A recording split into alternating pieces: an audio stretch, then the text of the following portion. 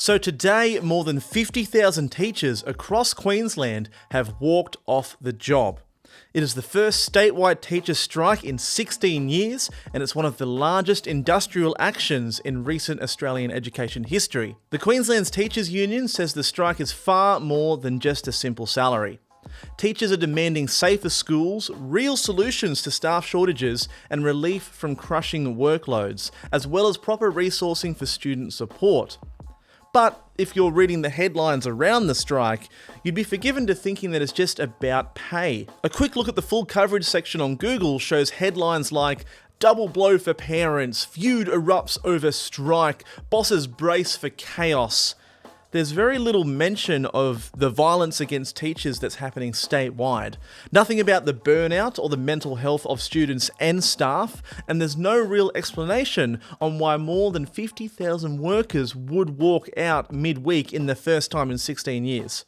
And you see it in the comments and all these headlines as well. It's people blaming teachers for failing NAPLAN scores. It's calling them overpaid babysitters and accusing them of failing a system they're barely being allowed to hold together. So we're going to try something a bit different for this YouTube channel. So us here at Michael West Media, we spoke to a Queensland teacher who was formerly serving as the Head of Positive Behaviour for Learning at a public school. For privacy and safety reasons, obviously, we're going to call them John and we're going to blur their face out. But this is just one account of what's really happening inside Queensland's classrooms. I'm a teacher of 7 years in southeast Brisbane, dealing with students with mild to moderate intellectual impairments as well as mainstream students with no issues and no impairments.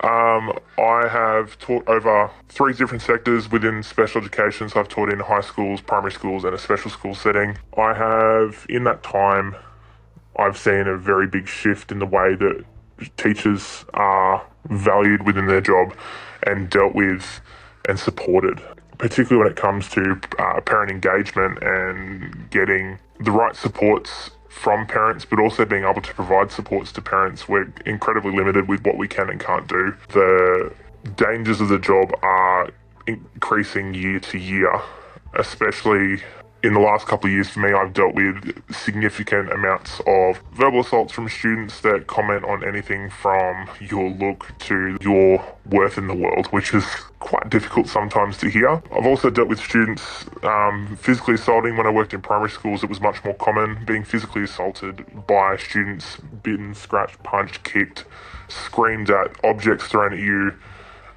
dealing with broken windows, evacuating classrooms, moving kids in and out of spaces to keep them safe, all the while putting my own safety at risk to protect everyone on our school site. So a lot of the discourse at the moment, you guys in Queensland just had an election last year, and one of the main election issues was youth crime. But I'm noticing a lot of lack of reporting on not student crime, but student violence and school violence. And you just mentioned that primary schools, you're getting most of the violence out, which is quite shocking to me. So I guess my question is, because the current Queensland government had such a focus on youth crime, do you guys have any extra resources related to this? Is it even considered a crime? Like, what's going on here? The only time that I've ever seen police called is when there has been illicit substances or weapons involved, and that is quite rare for that to occur. I have heard that in other schools it can be more common, but where I am, we don't really have too many issues with that. In terms of additional supports provided regarding that, I haven't seen anything yet. I haven't seen anything different since that announcement. So you don't have cops coming into the schools giving talks? You don't have... Not often at all. We used to, in Queensland, have school-based police officers. It is rare to find a school nowadays that has one. When you've got a kid going down a dark path and you have very limited options as to what supports you can provide, it can be extremely challenging. And part of the negotiations that you guys are talking about, part of the teachers' union was to talk about working conditions. So safety was one of those as well. So do you know what they're advocating for when they actually say safety and working conditions? Like, is there anything specific that's coming to mind, or? I think for the working conditions, the amount of paperwork that is involved in my job is horrendous.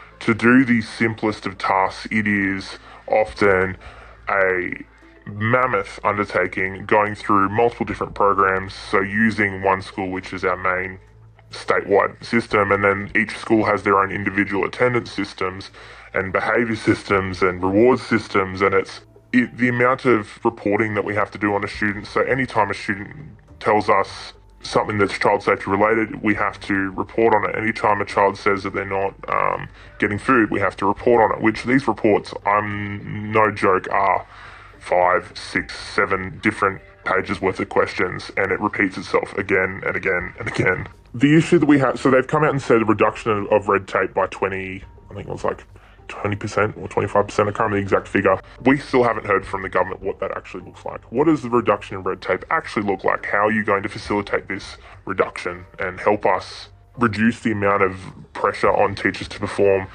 And like what I've discussed so far isn't even our core business. Everything I've discussed so far is addition to planning a curriculum, providing a curriculum, having time to sit and meet with your peers and make a plan for a class. Our retention rate in schools is going way down. We get staff in, and we lose staff term on term. Sometimes staff just disappear because they've crashed and burned. Now, I remember you talking to me offline about obviously the pay agreement and stuff, and a lot of the News Corp headlines that we'll see, the mainstream media is all about teachers pay, teachers are walking off the job because they're not paid enough. But you didn't mention pay a single time that we've been talking. And that is a common theme. Every discussion I've had around this EB agreement, they have said we couldn't care less about the pay. We are not poor. Like, we get decent pay. It could be better. Like, every person says their pay could be better. And yes, inflation has gone up and things are expensive. So yeah, we would like to be able to afford a lifestyle again instead of having to count every dollar. But every teacher I've talked to has just said they want to be able to teach and do their job and not have to do all of the extra stuff that is getting shoveled down our throats every other week. Bring back the value in teaching, because it feels currently at the moment that teaching is not valued by the greater society, and at the moment it seems to be, even from the department, that we don't feel valued, we don't feel seen, and we don't feel heard. So as of time of recording, the strike is still going on, so we're yet to see the outcome and what the Queensland government will be doing. But if you guys enjoyed that interview, you can check out the full uncut version over on our Patreon, which is patreon.com/The West Report, which helps fund this operation. We're 100% community funded. I can only do this because of you guys funding us. My name is Josh, and thank you for tuning into The West Report.